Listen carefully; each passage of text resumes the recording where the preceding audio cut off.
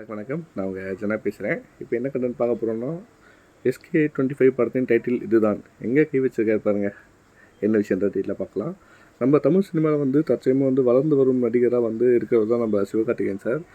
முன்பு வளர்ந்து வரும் கதாநாயகனாக இருந்த சிவகார்த்திகேயன் இப்போ டாப் ஹீரோவில் ஒருவராக தான் இருக்காங்க. இதுவரை நம்ம விஜய் சாருடைய இடத்த பிடிப்பார்னு பேச்சுக்கள் இருக்குது. ஆனால் தமிழ் சினிமாவில் படங்கள்லாம் நடிப்பது பற்றி மட்டும் இல்லாமல் படங்கள் தயாரிப்பது பற்றியும் பல விஷயங்கள் செஞ்சிட்ருக்காங்க. மேலும் நிறைய விஷயங்களை இப்போ கற்றுக்கிட்டு இருக்காரு சிவகார்த்திகேயன் சார். சிவகார்த்திகேயன் சீமராஜா, அப்புறமேட்டு ஃப்ரான்ஸ் மாதிரியான படங்கள் எல்லாம் பெரிய பெரிய வரவேற்பு இல்லாமல் இருக்குது. ஆனால் தற்போது அமரன் திரைப்படம் எதிர்பார்த்ததை விட மிகப்பெரிய வெற்றி பெற்ற படமாக இருக்குது. அதனை தொடர்ந்து நல்ல இயக்குநர்களின் படங்களாக தேர்ந்தெடுத்து நடிச்சிட்ருக்காங்க சிவகார்த்திகேயன்.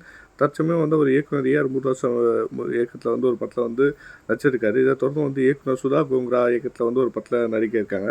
இந்த திரைப்படத்தில் இவரோட இணைந்து நடிகர் ஜெயம் ரவி அண்ட் அதர்வா இவங்களும் நடிக்கிறாங்க. இந்த இதில் பெரும்பாலும் பழைய படங்கள் பெயரில் தான் மீண்டும் சிவகார்த்திகேயன் அவர் படங்களுக்கு அநேகமாக வைப்பாருன்னு சொல்லலாம். ஆனால் காக்கி சட்டை, டான், மாவீரன், அமரன், எதிர்நீச்சல் போன்ற படங்களின் டைட்டில் எல்லாம் ஏற்கனவே தமிழ் வந்த டைட்டில் தான் இருக்குது. ஆனால் இது சுதா கோங்கர் இயக்கத்தில் சிவகார்த்திகேயன் நடித்த படத்துக்கு பராசக்தின்னு பெயர் இருக்கிறதா சொல்கிறாங்க. சிவாஜி கணேசன் சாருடைய படத்தின் பெயரை வச்சுருக்காங்களோ அந்த அளவுக்கு நடிப்பை எஸ்கே வெளிப்படுத்துவாரா அந்த மாதிரி பல கேள்விகள் எழுப்பிட்டுருக்கு. கண்டிப்பாக அவருடைய அந்த டைட்டில் வச்சா அந்த சார் மாதிரி நடிக்கணும் அப்படிதான்றதுக்காக இல்லை, அதுக்கான ஆப்டாக செட் ஆச்சுன்னா நல்ல விஷயம் தான். பார்ப்போம் படம் எப்படி இருக்குன்றதை, என்ன கதை கண்ணோட்டன்றதை பார்த்துட்டு பேசுவோம். தேங்க்யூ.